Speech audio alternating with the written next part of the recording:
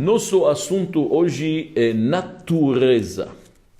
E antes de começar, nós temos que definir o que é natureza. Porque natureza é uma palavra que se usa para várias coisas. Então, a gente tem que definir o que vamos falar hoje, que tipo de natureza exatamente.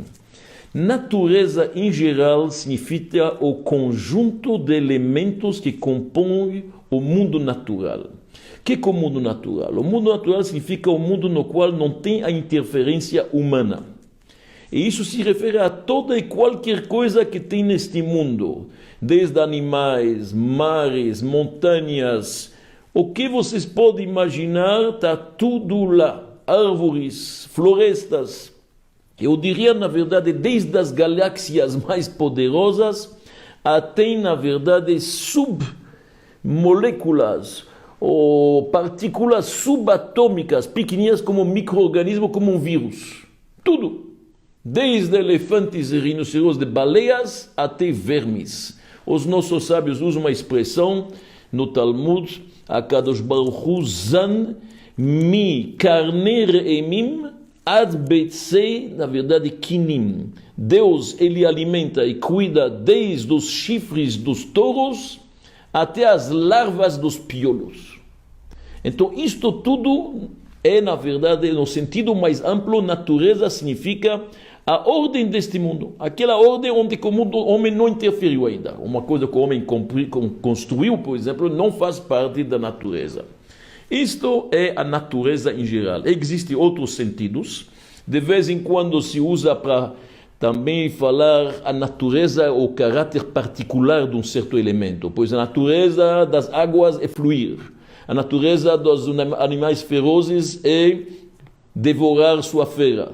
Isto é um outro sentido, nós não vamos abordar isto hoje. Hoje falamos do conjunto geral de tudo que tem no mundo natural.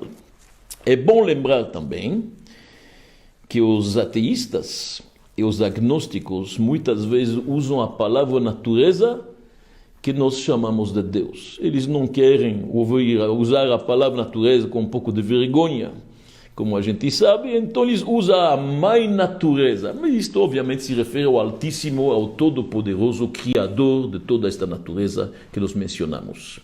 Então, após esta definição, vamos um pouco entender qual é a composição desta natureza. O que Deus colocou exatamente neste mundo natural. De acordo com os nossos livros, existem 4 tipos de criaturas deste mundo, nesta natureza. Se chamam mineral, vegetal, animal e o ser humano. Em hebraico, domem, que é minerais, que inclui pedras, água e assim diante, montanhas. Depois você tem tzomeach, algo que já se mexe do lugar, mas ainda no mesmo lugar, que são os vegetais, que são as árvores, as plantações. Depois você tem rai, algo que vive, que se mexe e que se move também do lugar, que são os animais, mamíferos, aves e assim diante. E depois nós temos em hebraico medaber, o ser falador, que pode falar, que é o ser humano. São 4 divisões e obviamente que para nós judeus, e assim pensam também todos os homens crentes, todos eles têm energia divina. Não importa o nome que se usa, o ser humano tem uma alma, um animal tem uma ânima, o outro tem uma faísca divina. Mesmo na pedra, mesmo nos minerais, como nós sabemos, existe energia divina. E aliás, hoje se você coloca uma pedra abaixo do microscópio eletrônico, você vai ver como que as moléculas se mexem, como tem cristais e formações, etc. Você pode ver uma vida inteira lá dentro, os elétrons estão na verdade circulando. Tem vida em todos eles. Mesmo assim, o ser humano se destaca nessas criaturas. Por quê? Porque o ser humano foi criado Betselem Elohim, na imagem de Deus, no semblante divino. O que significa isto? Ele tem uma alma especial, diferente das outras energias divinas que tem nas outras criaturas. E o ser humano, por ter esta alma, tem algumas coisas que diferem ele das outras criaturas. Eu gostaria de mencionar aqui 3, tem muitas, mas 3 essenciais que são importantes. E para começar, nossos sábios dizem que este semblante divino é a escolha. O ser humano tem a livre escolha, o livre arbítrio de escolher o que ele tem. As outras criaturas na natureza não têm isto. Tem leis rígidas que regem as leis da natureza.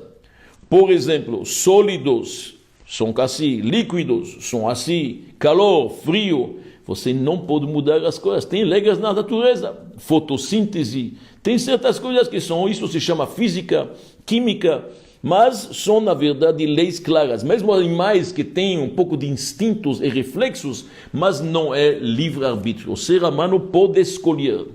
Vamos dar um exemplo para entender melhor. Uma cabra, mesmo se ela quer ir caçar um animal e comê-lo, não funciona.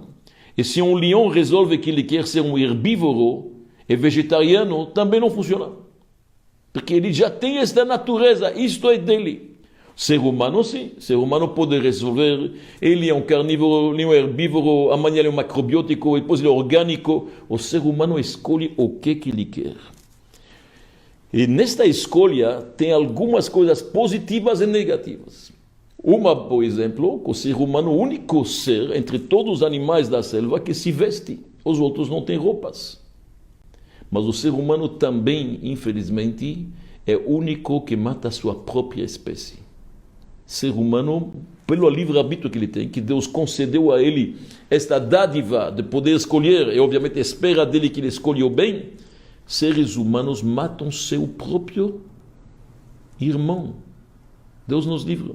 Mesma espécie. Isso não existe no mundo animal, não existe. Sua primeira diferença, o livre-arbítrio, a livre escolha. A segunda coisa, como falamos antes, o ser humano é chamado um ser falador. Ele tem o poder da fala, já que ele pode se expressar, já que ele pode raciocinar e pensar, e ele pode expressar isto em palavras. Essas palavras podem ser escritas.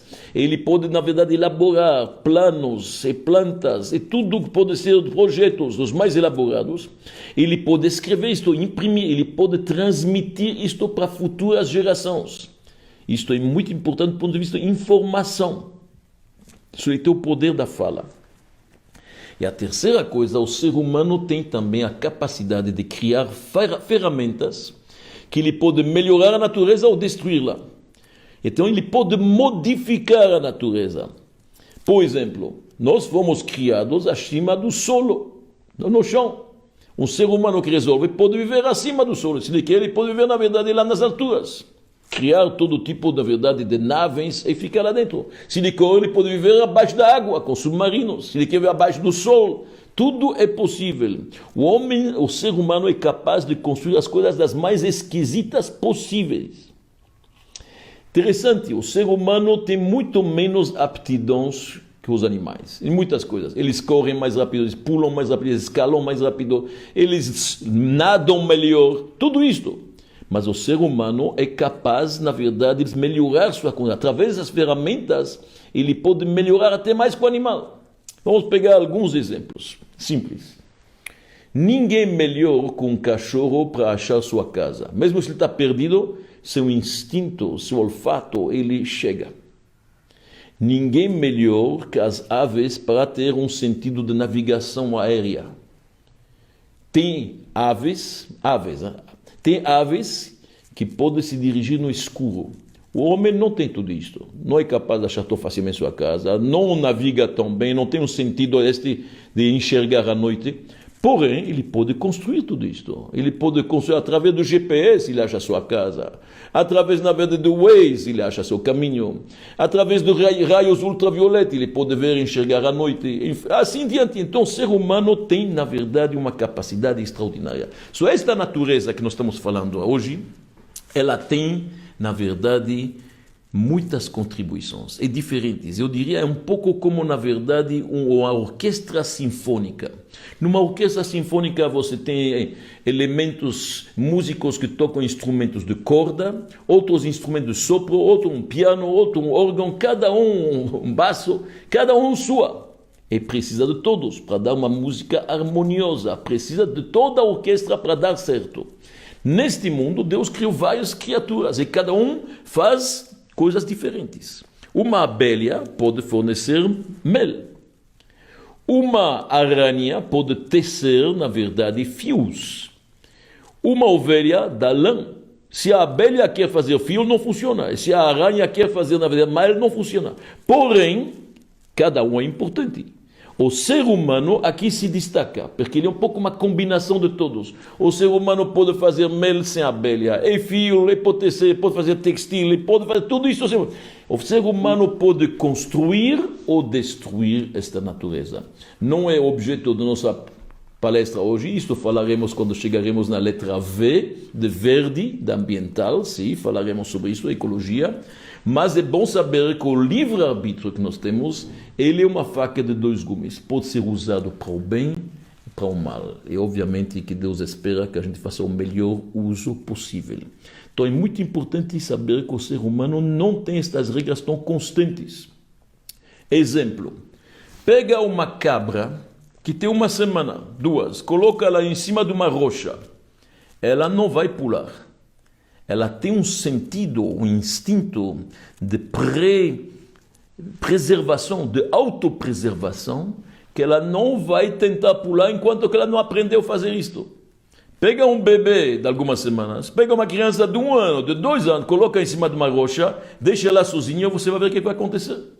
Com certeza se machuca. Porque o ser humano é um pouco imprevisível, ele não é constante. Se você vê uma laranjeira, uma pereira, você sabe que vai dar peras, vai dar laranjas. Se você vê um ser humano, você não sabe se ele vai ser consistente assim, ele pode mudar. Por quê? Porque ele tem um livre-arbítrio, ele tem dentro de si uma boa inclinação e uma má inclinação, e depende de quem vai mandar nele. Só agora a gente já entendeu um pouco este conjunto, que é o mundo natural de tantos elementos que Deus criou na sua bondade fantástica. Vimos os elementos da composição, vamos entrar um pouco mais em definições judaicas, para entender melhor o que é a natureza e o que é o antônimo da natureza. Se vocês vão procurar o que é o contrário da natureza, do que é natural, vão te falar que é artificial. Tudo que não é natural, que o homem faz, se chama artificial. Mas existe um contrário muito maior, que é o antônimo real, na verdade, da natureza. Eu estou vendo aqui muitas mensagens de grandes amigos, eu agradeço, realmente é um prazer de ver vocês. Não posso responder no meio da aula, mas estou com vocês, estamos de coração, estamos aqui com, na verdade, a sabedoria judaica, tentando entender o que é a natureza. O interessante, o grande antônimo da natureza é o milagre, que quebra as regras da natureza. Isto que eu queria explicar um pouco hoje. Nós sabemos que Deus age neste mundo de duas formas. Uma forma é quando a gente olha nesse mundo e a gente vê que está tudo funcionando. Uma maravilha, está funcionando milênios. Inacreditável, está funcionando milênios. Você vê todo de manhã que o sol se levanta ao leste e ele deita ao oeste. E não muda. A gente vê que a lua à noite ilumina. Os astros estão nas suas posições, cada uma. A gente vê que as galáxias e os planetas não colidem. Eles têm, na verdade, uma força, uma energia, mas uma velocidade para não mexer um com o outro. E tudo funciona. As águas fluem. A fotossíntese das plantas está funcionando. Quando algo funciona tantos milênios, sem interrupção, e sem mudança, e sem perca, porque normalmente qualquer objeto físico, nós temos que concordar todos nós que astros, e sol, e lua, e árvores, e água, tudo isso são criaturas, são finitos. Tudo que é finito, com o tempo se estraga. Tudo que é finito, com o tempo, vai um pouco se deteriorando. Uma mesa, após 200, 300 anos, não é igual que o dia que você comprou ela. Tudo vai, na verdade, perdendo. E o que nós estamos vendo? Não somente que não perde, pode ser que tenha uma entropia na energia do Sol, mas o Sol está lá e continua funcionando, ininterrupto, nunca parou. Isto é uma expressão da força infinita de Deus. Isto é uma verdadeira expressão de Deus. Porque neste mundo finito, todas as criaturas são limitadas. Tem um começo, tem um fim. E aqui nós estamos vendo uma série de coisas. Todos os rios vão para o mar, os mares vão para os oceanos. Está tudo funcionando milênios, sem interrupção. Sem interrupção nunca. Isto mostra que as coisas são infinitas. Isto é o poder infinito de Deus que se expressa na natureza. Deus está nos mostrando sua força infinita, mas ele vestiu ela como se fosse com uma roupagem natural. Então Deus está se ocultando, se fala. Na linguagem dos místicos significa que a luz infinita de Deus, Or Vechayut, está vindo aqui na verdade, mas Behelem, de forma oculta. Deus se oculta na natureza, mas não há dúvida que esta atitude é uma atitude de Deus. Porque a única coisa que está constante e nunca para, ininterrupta, sem fim, é o poder infinito de Deus. Se você vê isto neste mundo físico, nós temos que dizer que a natureza é uma expressão de Deus. Esta é uma forma de se expressar. Deus tem uma outra forma de se expressar, que de vez em quando Deus resolve fazer mudanças abruptas. Literalmente quebra a natureza. Águas, falamos antes, que fluem, de repente Deus resolveu, na fenda do Mar Vermelho, quando os judeus saíram do Egito, agora foi Pesach, a gente festejou isto, Deus resolve que as águas vão ficar de pé, como se fosse uma muralha da água. Isto é uma mudança da natureza, não é normal. Quando Deus resolve dar maná, o maná é um pão celeste, todos nós sabemos que o pão vem do chão. Você tem que ter cereais, das cereais faz farinha, a farinha se assa o pão. Isto vem daqui embaixo, de repente cai pão de cima. Isto é uma quebra das leis da natureza. Normalmente um rio é frio, de repente Deus faz com o Nilo é sangue, quente. Isto não é normal. Deus quebrou as regras da natureza. Neste momento, Deus se afirma com seu poder infinito e mostra que ele quebra as regras. Esta é a segunda atitude de Deus. So, nós temos duas atitudes aqui que eu quero frisar. A primeira é uma atitude natural, que é uma expressão de Deus, sem dúvida. E depois nós temos uma segunda atitude, quando Deus, na verdade, ele não se oculta mais, mas aparece e quebra, se chama em hebraico Shidud Malchot HaTeva. Deus quebra as regras da natureza, aparece de uma forma sobrenatural. Bom, talvez um pouco em palavras mais profundas, mais místicas. Quando Deus criou o mundo, Deus é um poder infinito. Como que ele criou um mundo finito como nós, que nós temos cheio de coisas que são limitadas, que são materiais, físicas, tangíveis? Deus é energia. É abstrato, como que surgiu? Dizem os sábios místicos, baseados na Kabbalah luriânica, que Deus ocultou seu poder infinito. Ele contraiu ele. Se chama em hebraico tzimtzum. A contração e a concentração deste poder, cada vez ocultando mais o poder infinito, e apareceu o poder finito de Deus. Deus tem os dois, obviamente. Por isso que ele é o Todo-Poderoso. Então Deus ocultou seu poder infinito para aparecer este mundo finito. Esta é a natureza. Esta é a natureza.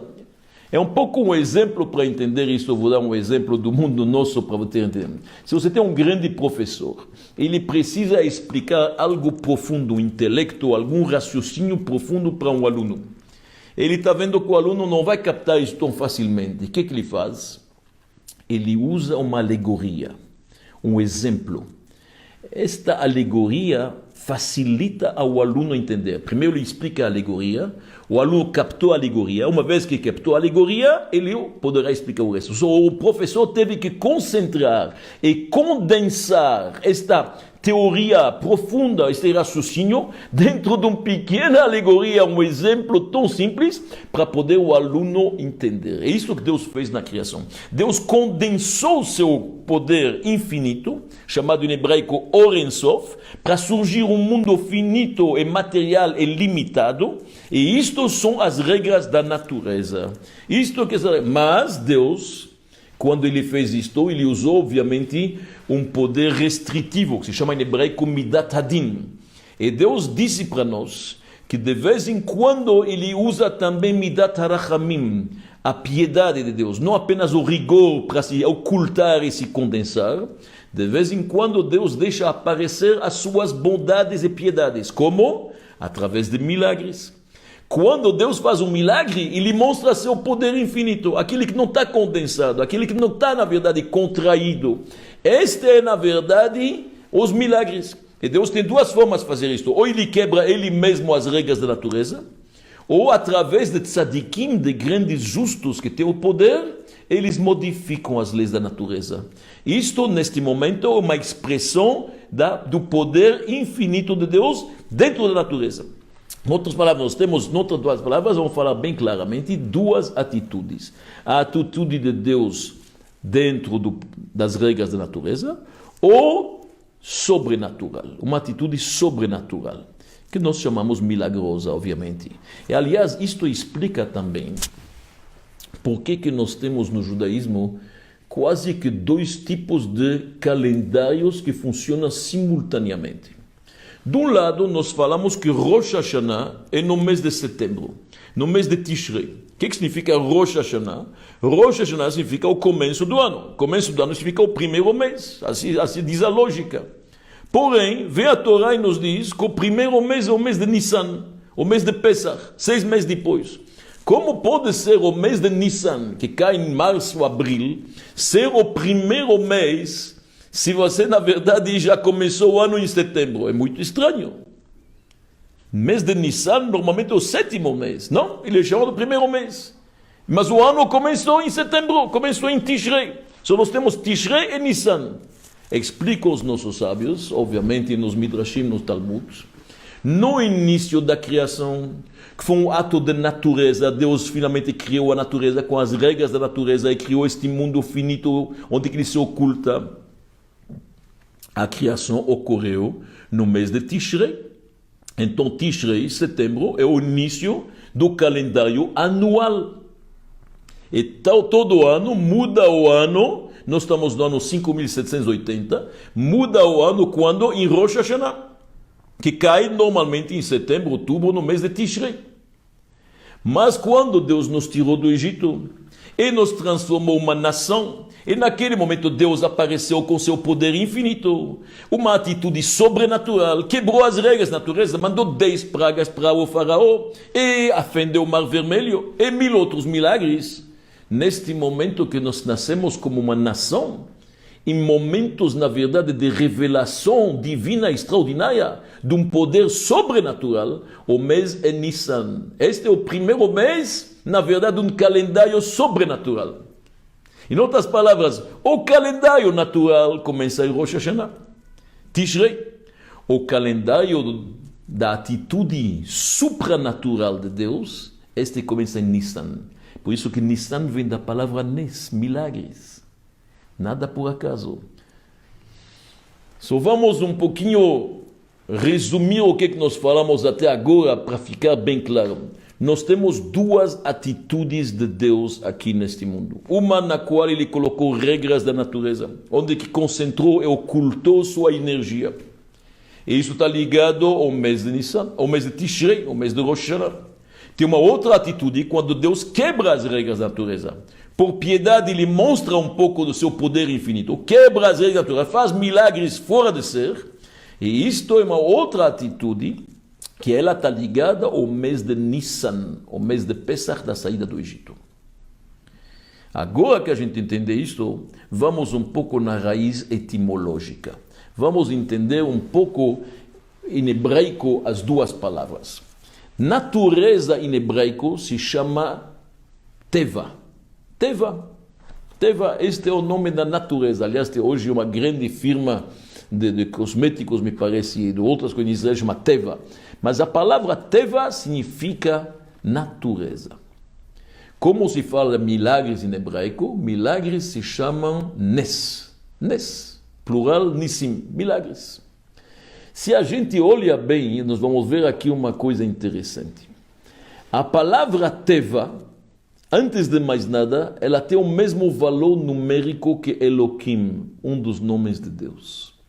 Nós sabemos que Deus tem 7 nomes no judaísmo. Nos textos sagrados você pode encontrar Elohim, Kel, Shakai, vários nomes. 7. Sempre um Deus, mas várias atitudes. É como você pegar uma água límpida e transparente e colocar num copo vermelho, azul e verde. A água parece verde e azul, mas a mesma água. Deus de vez em quando veste uma roupa de rigor, Elohim.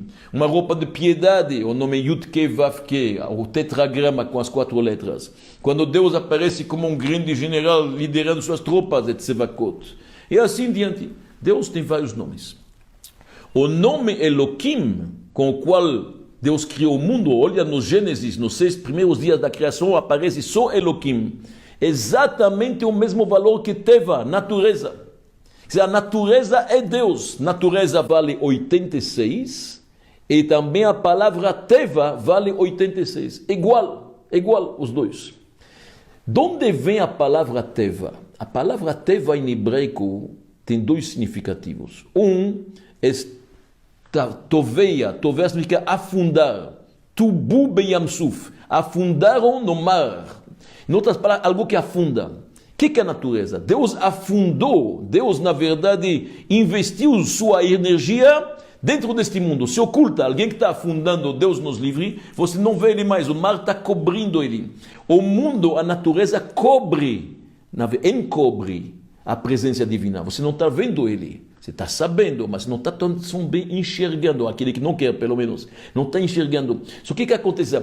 A palavra Teva significa Deus se ocultou deste mundo. Ele está lá dentro. Uma outra explicação, em hebraico, Teva vem da palavra matbeia. Matbeia significa uma moeda.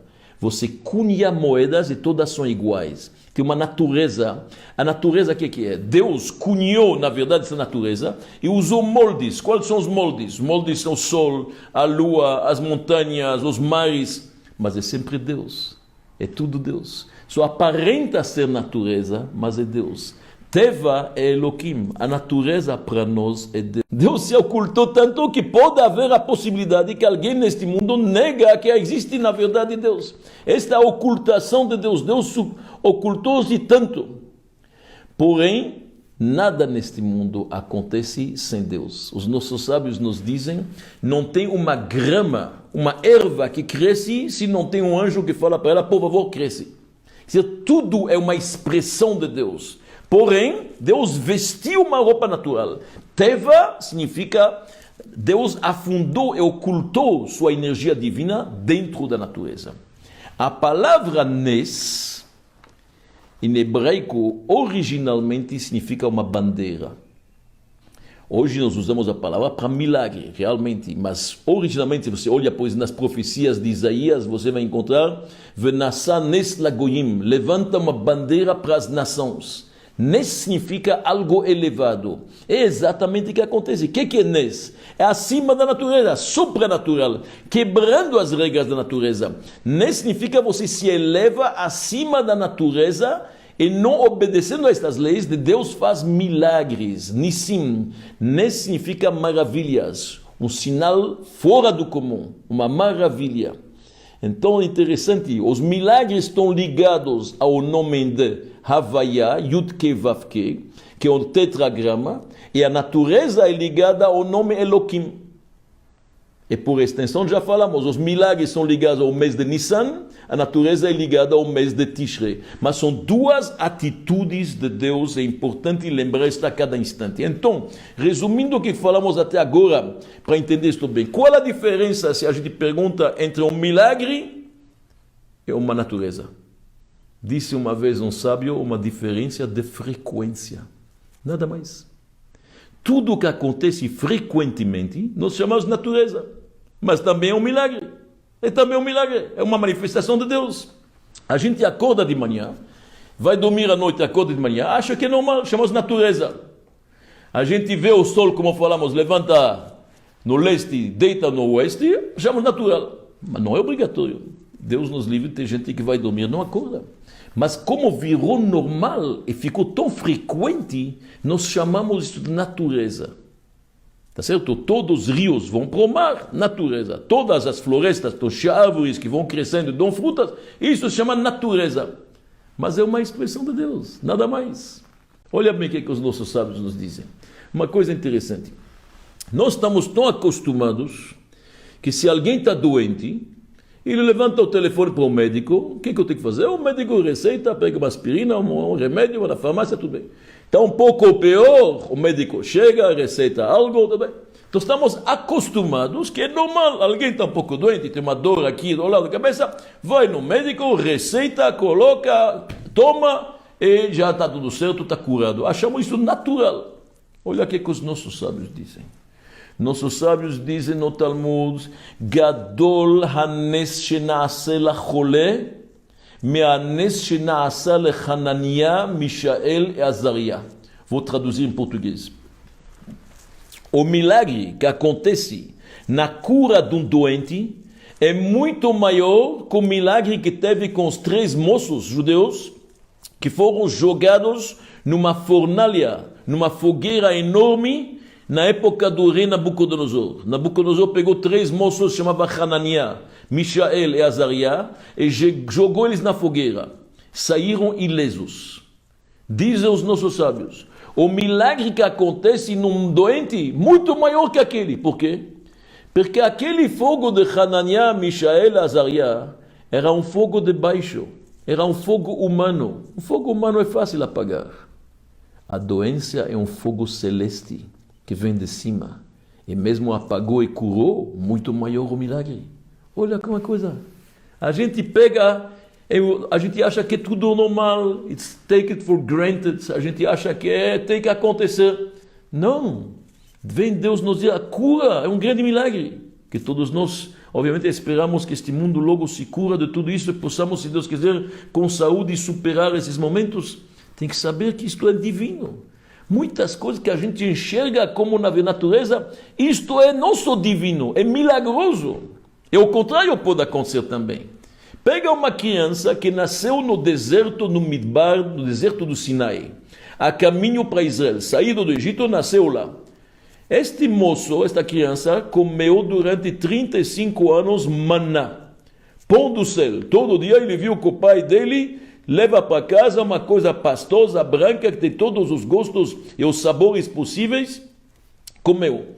Ele acha que é normal. Ele não viveu com isso, nasceu com esse milagre. Quando ele vai entrar em Israel, ele vai ver que para fazer pão tem que, na verdade, semear, e plantar, e depois moer, e fazer farinha, e ainda sovar, e assar. Que é isso? Vai pensar que é um milagre. Ele vai pensar que o pão terrestre é um milagre. Então tudo depende de uma conscientização.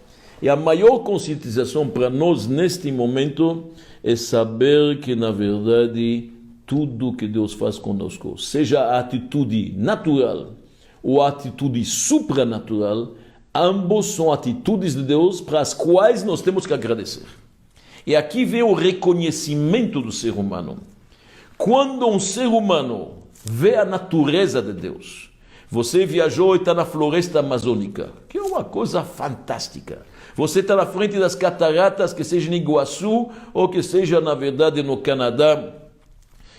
Não importa quais. Você está no meio da África, você está no Vale do Kilimanjaro, na frente das montanhas, na frente do Mont Blanc, ou no Everest, no Nepal.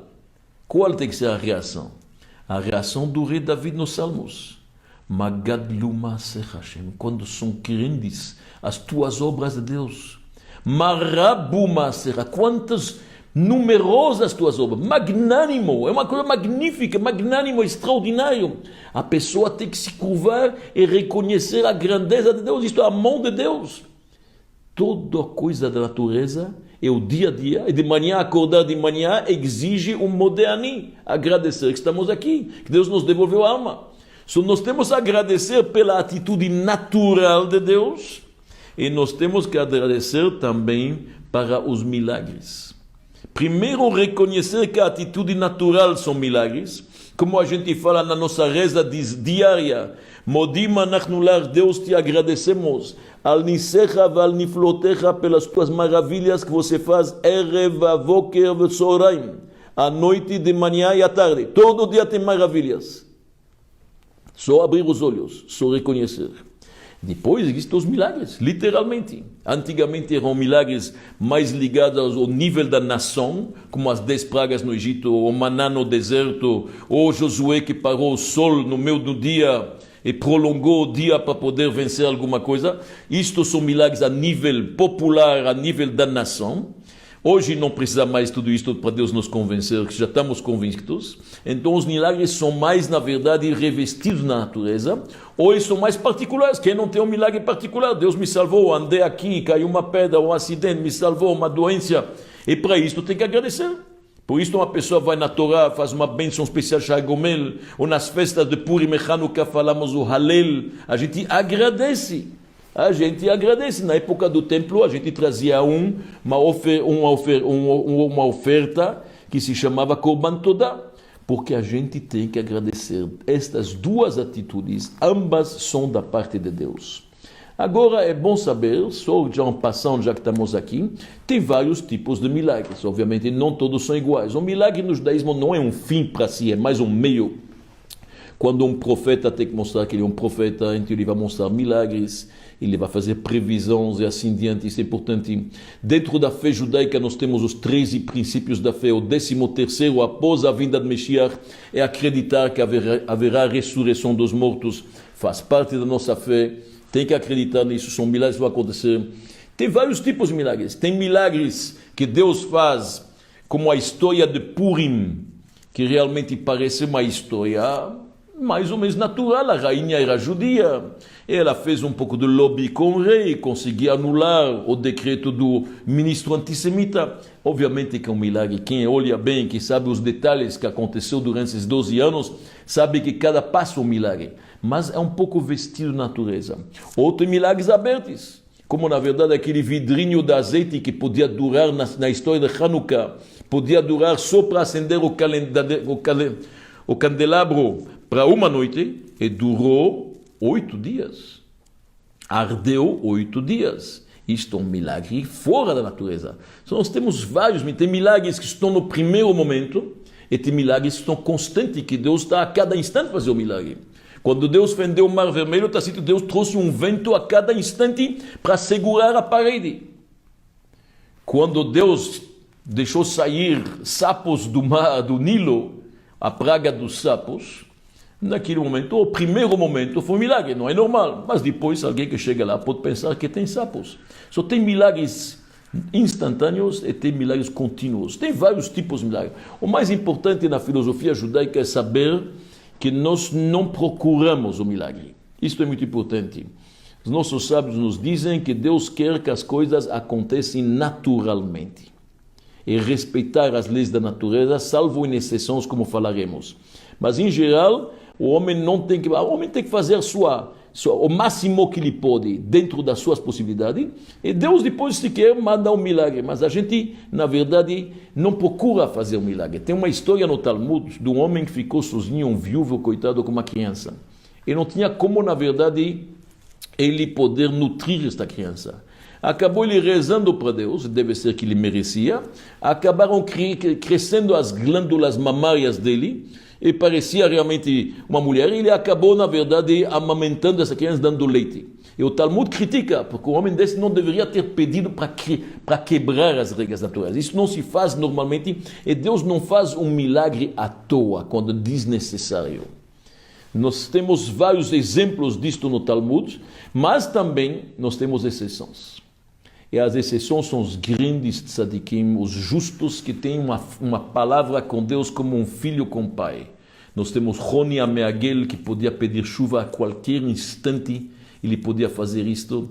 E ele falava para Deus, não, esta chuva que você mandou agora é fraca demais, um pouco mais forte. Não, esta é forte demais, quero assim. E Deus escutava. Ele era um grande tzadik, como o Talmud nos diz, tem pessoas justas, que são tão transparentes, que eles pedem e Deus executa. Eles têm muita força realmente espiritual, são pessoas extremamente elevadas, como Rabbi Hanina ben Dossa. Rabbi Hanina ben Dossa no Talmud nos diz que ele podia pedir o que ele queria para Deus. Um belo dia a filha dele chegou na véspera, na sexta-feira, chorando, disse, papai, eu cometi um erro dentro da luminária, em vez de colocar óleo, azeite, como antigamente, eu coloquei vinagre. E não tem mais óleo em casa, o que eu faço? Rabbi Hanina, tranquilo, disse, olha minha filha, quem é que ordenou que o azeite pode arder? Ele pode ordenar também que o vinagre arde. E assim foi, ela acendeu o vinagre e durou 24 horas até o final do Shabat. Mas isto são pessoas exceções. Em geral, a pessoa não tem esse direito, a pessoa comum, de pedir quebrar as regras, a não ser que ele esteja em perigo. Quando uma pessoa está em perigo grande, ele tem o direito de pedir a Deus um milagre. ou a nível do povo, isto sim, neste momento podem. Mas em momentos comuns, não. O importante aqui, para terminar esta palestra nossa hoje sobre natureza, que eu gostaria de dizer o seguinte: é interessante que nós encontramos, tem pessoas que são descrentes. Chama eles de ateus, eu não sei se a palavra é certa, porque normalmente hoje eu já encontrei ateus que dizem eu sou ateu, graças a Deus. Todo mundo aqui tem Deus. Mas tem pessoas que são descrentes, com menos crenças. O que acontece? Estas pessoas, eles só querem acreditar na natureza e negar o poder infinito de Deus. Nós encontramos isto em Paró.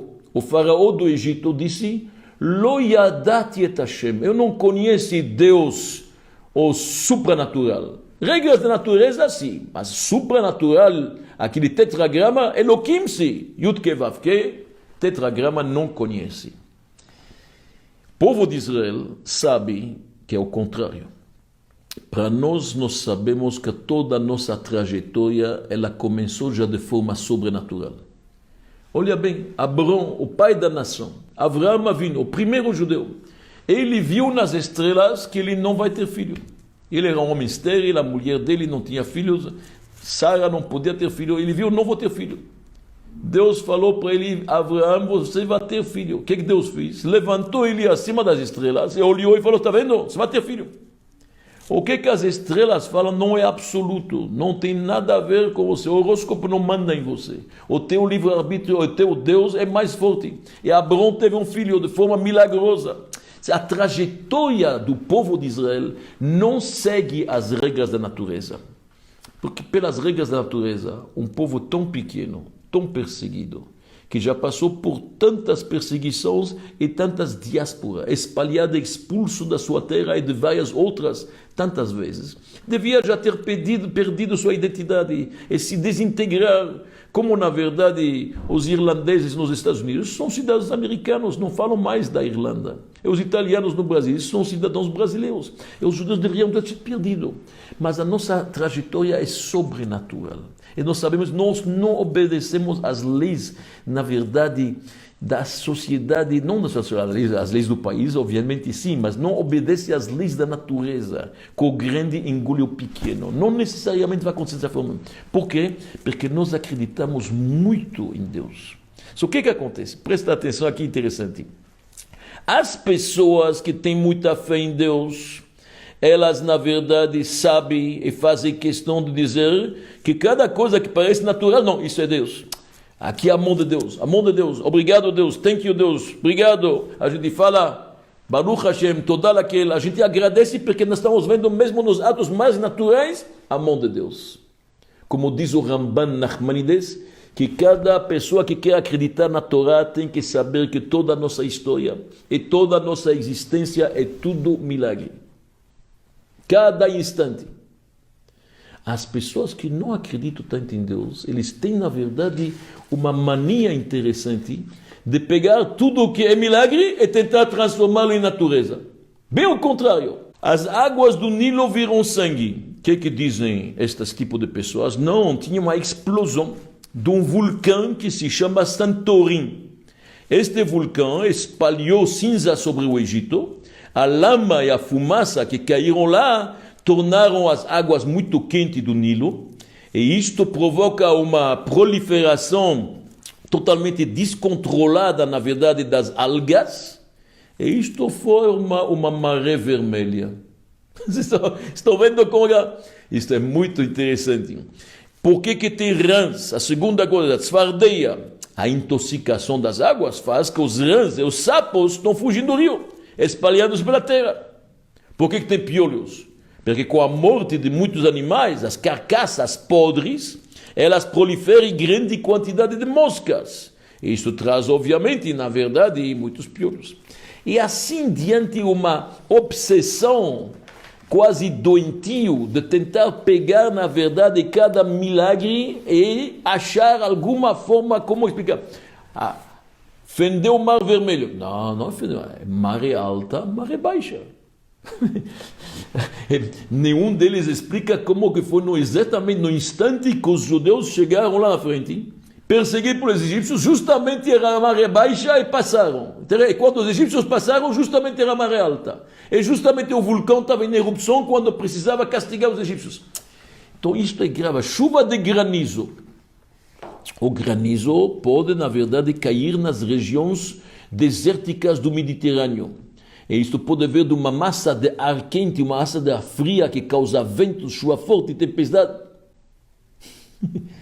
Tudo para poder negar a presença de Deus. O que é a praga da escuridão, Rocher? Uma tempestade de areia que pode durar dias e é capaz de encobrir totalmente a luz do sol e assim diante. Então, o mais importante, e com isso terminamos esta palestra, meus amigos, é se lembrar constantemente, e todos os dias e a cada instante, que o maior milagre de todos os milagres é a natureza. A natureza na qual nós vivemos, este conjunto que nós chamamos, sem interferência do ser humano, este conjunto de coisas tão bonitas, tão fantásticas, todas estas leis da natureza. Este é o maior milagre possível. Como bem diz, na verdade, o rei David no Salmo 19. Hashamayim mesaprim kevod el. O firmamento está contando a glória de Deus. O maaseh yadav magid harakia. E o céu conta as obras de Deus.